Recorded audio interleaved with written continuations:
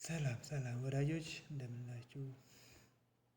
አበይ አዶን ጋግራይት በዚህ ሳምንት ያው የምናየው የህይወት ሊደርሺፕ መሪዎች እንዴት ማድረግ አለባቸው የምለውን ነው። እና ይህንንም ሀሳብ ስናወራ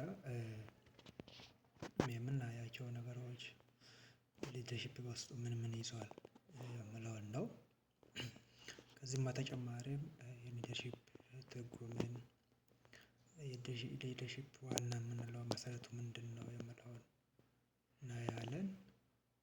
ፕራዮሪቲ የምንለውን ቅድሚያ እንዴት መስጠት እንዳለብን እንማራለን። ከዚህም በተጨማሪ ለምሳሌ በህይወታችን መሪ ለመሆን ምን ማድረግ አለብን የምለውን እናያለን ማለት ነው። ስለዚህ አብራችሁን ቆዩ። አንድ ላይ አብረን እንደግ ገና ያው እንደዚሁ እንደናንተው ነኝ። ግን ምንድነው ስጀምር መሪ የመሆን ጉጉት ነበረኝ በውስጤና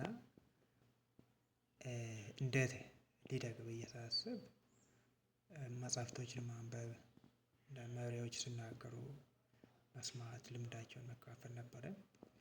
ታዲያ እኔ ብቻዬን ለምን አደርጋለሁ ለምን ማድረግ ለምሳሌ እንደኔ ፍላጎት ያላቸው ልጆች ስለሚኖሩ አብረን ለምን አንማርም በሚል ነው። ስለዚህ አብራችሁ እንድትቆዩ በአክብሮት እጋብዛለሁ ማለት ነው። አብራችሁን ሁኑ።